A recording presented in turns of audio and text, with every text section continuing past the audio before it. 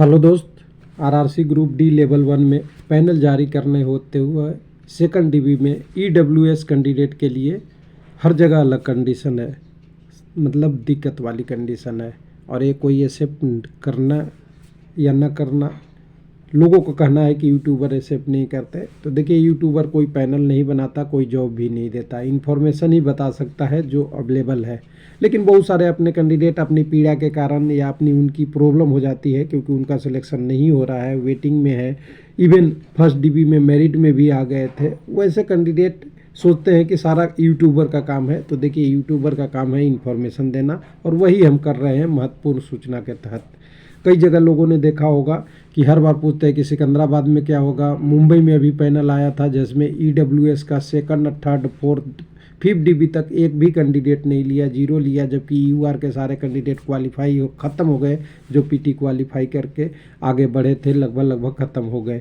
तो ऐसे ऐसे कंडीशनों में लोग बोलते हैं कि बोलिए कि आप वीडियो बना के बोलिए लोगों को यहाँ जाएँ, हमारे साथ चले, आंदोलन करें, कोर्ट केस करें। तो देखिए, मेरा एक सीधा सा मानना है कि यूट्यूबर का काम नहीं है कि किसी को गलत समझाए। अगर कोई गलत समझाता तो आपको मौके का फ़ायदा उठाता है, आपको परेशानी का सबक बनाता है। बाकी हर कैंडिडेट को आपको अपनी डिमांड आरआरसी का ईमेल के माध्यम से, एसएमएस के माध्यम से, आरटीआई के माध्यम से, आपको जिस माध्यम से है या फिजिकल जाके आप अपनी मांग डिमांड रख सकते हैं, ऐसा कोई प्रॉब्लम नहीं है। लेकिन ये इसमें कहना कि इस तारीख को जाओ, ऐसे करो, तो देखिए बहुत सारे कैंडिडेट हैं अपनी पढ़ाई भी कर रहे होंगे, बहुत सारे कैंडिडेट अलग अलग कंडीशन में होंगे, तो उनको कहना अच्छा बात नहीं है। इंडिविजुअली पर्सनल मैसेज पे कर कर के लोग बोलते हैं, ऊपर से उल्टा सीधा भी बोलते हैं यूट्यूबर को कि ऐसे क्यों नहीं करोगे, तुम ईडब्ल्यूएस के भलाई नहीं कर रहे हो।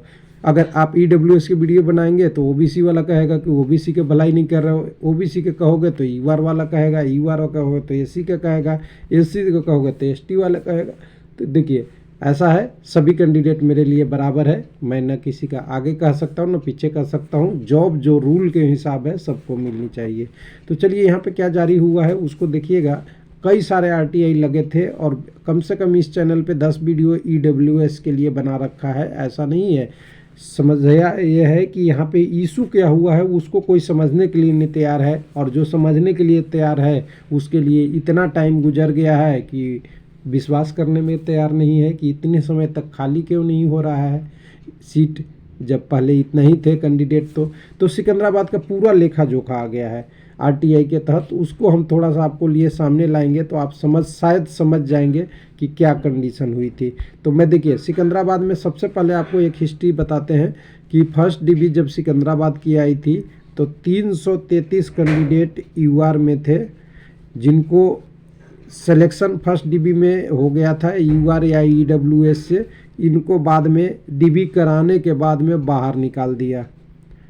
अब ये बाहर निकाल दिया, इसके बाद यहाँ पे 1000 प्लस का आ गया है सेकंड डीबी, थर्ड डीबी, लेकिन अभी तक ये 333 का नहीं हुआ। सिंपल सी बात है। तो इन 333 का कहानी अब विस्तृत रूप में जानेंगे। तो पहले 333 कैंडिडेट थे, उसमें फर्स्ट डीबी होने के बाद भी कितने करीब कैंडिडेट रह गए थे, 160 से 190 रह गए थे।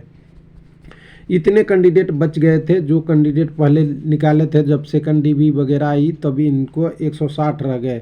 लेकिन उसके बाद भी जब आगे प्रोसेस बढ़ी तो उसकी आगे प्रोसेस बढ़ने के बाद, वह 1 मिनट यहाँ पे लाता हूँ, आगे प्रोसेस बढ़ने के बाद भी अभी भी ऑन डेट 95 कैंडिडेट हैं जिनका डीबी हो चुका है और इनको अभी जॉब नहीं मिला है। तो मुंबई वाले समझ जाइए सेंट्रल रेल वाले क्या हो रहा है और ये क्यों हो रहा है वो बात करेंगे ही। 95 अभी भी कैंडिडेट एज ऑन है 333 में। तो कुछ लोग पूछते हैं कि थर्ड डीबी में मेरा क्यों नहीं आया, कुछ लोग पूछते हैं फोर्थ डीबी में मेरा क्यों नहीं आया, मुंबई में फिफ्थ डीबी में क्यों नहीं आया। तो मेन कंडीशन यही है, और ये आरआरसी ही बता सकता है कि कितने लोगों का भी क्या स्टेटस है, क्योंकि यूट्यूबर के पास थोड़ी डाटा है कि कितने ईडब्ल्यूएस को पैनल दे दिया, कितने को नहीं दिया, कितने अभी खाली पड़े हुए हैं और कितना अभी ईडब्ल्यूएस का सीट खाली है। एग्जैक्ट अंदर की खबर फर्स्ट से डीबी तक तो ये कैलकुलेशन हो जाता है कि टोटल वैकेंसी है। ये हुआ क्यों, सीधा से समझिए। सब लोग यूआर के मेरिट में कल आ गए थे, बहुत सारे कैंडिडेट, लेकिन मेरिट में आने के कारण उनका पोस्ट प्रायोरिटी जो था नहीं मिल पा रहा था। कैसे, मान ली यूआर का कट ऑफ गया है 70, ध्यान रखिएगा, और यूआर का कट ऑफ गया है 70, लेकिन यूआर में नंबर जो है 70 से लेकर ऊपर 100 तक किसी भी रेंज में हो सकता है।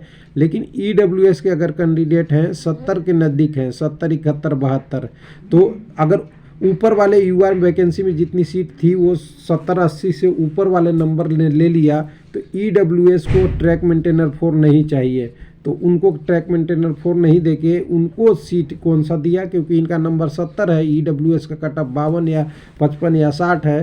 तो जो उनके कम्युनिटी में जो उनके ईडब्ल्यूएस के अच्छे पोस्ट थे वो पोस्ट प्रायोरिटी के अनुसार ईडब्ल्यूएस में दे दिया। अब ईडब्ल्यूएस में दे दिया तो कैंडिडेट की पोस्ट प्रायोरिटी भरी थी, वो मिलनी चाहिए थी, वो मिल गई।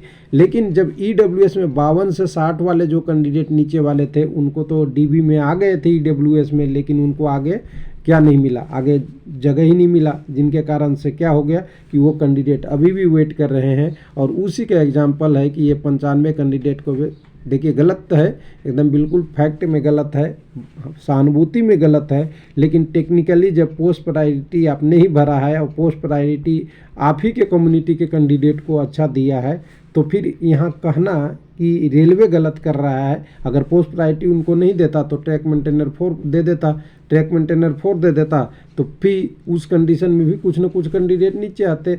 और उस कंडीशन में एक कैंडिडेट जो 70 नंबर लाया उसको ट्रैक मेंटेनर 4 मिल जाता, और ईडब्ल्यूएस में जो 52 नंबर या 60 नंबर लाया है वो कैंडिडेट को मिल जाता पॉइंटमैन, असिस्टेंट पॉइंटमैन, या जो उनकी पोस्ट प्रायोरिटी में अच्छा पोस्ट रहा होगा वो। तो ये भी तो गलत था। तो उसको पूरा करते करते अभी रेलवे ने जो किया है वो सही नहीं है। हालांकि ये वैकेंसी बढ़ाना एक ही तरीका है कि वैकेंसी को थोड़ा इंक्रीज करके, रिप्लेसमेंट पैनल दे के, या जो कैंडिडेट नॉन ज्वाइनिंग है उन सब करके इनको पूरा करके जल्दी से जल्दी इन मामले को निपटाया जाए, ये तरीका है। लेकिन जो अभी तक हुआ है वो सारा आरआरसी ने यही किया है कि जो कैंडिडेट यूआर में क्वालिफाई थे उनको ईडब्ल्यूएस में दे दिया। अब लोग कहेंगे कि यूआर में तो ओबीसी का भी क्वालिफाई थे, उनका क्यों नहीं हुआ, एससी के भी होंगे, एसटी के भी होंगे। तो देखिए एससी एसटी के तो कम होते हैं, ईडब्ल्यूएस के बहुत थे, ओबीसी के तो एक्स्ट्रा थे। तो ओबीसी में ऐसा क्यों नहीं हुआ, तो ध्यान रखिएगा कि जब यूआर का कट ऑफ 70 है, ओबीसी का कट ऑफ वहीं 68 के आसपास था, तो ये बहुत ज़्यादा डिफरेंस यहाँ नहीं रहा है। और ओबीसी में छोड़ने और करने वाले बहुत होते हैं। लेकिन अगर ये कट ऑफ 70 है तो यहाँ कट ऑफ 52 है, तो 52 से 70 के बीच में 18, या अगर यहाँ कट ऑफ 60 है किसी आरआरसी में तो यहाँ कट ऑफ का गैप 10 है, जिस कारण से ये ईडब्ल्यूएस के साथ समस्या आ रही है। बाकी ओबीसी के साथ ही ऐसा नहीं हुआ, क्योंकि उनका कट ऑफ यूआर के लगभग में ही है। और जब कैंडिडेट को यूआर का सिलेक्शन लिया सेकंड थर्ड डीबी में, तो कई सारे आरआरसी में जहाँ 70 यूआर का था और 68 ओबीसी का था, तो यूआर का घट के ही 68.62 या 68.70 यानी इसके नज़दीक हो गया। यानी कुल मिला के अगर सेकंड थर्ड डीबी में कहें तो ओबीसी वाले के साथ वाला ये कंडीशन एक्सप्लोर नहीं हुआ, पब्लिक में दिखा नहीं, हुआ तो ज़रूर है लेकिन दिखा नहीं, वो अंदर अंदर ही निपट गया। थैंक यू, धन्यवाद।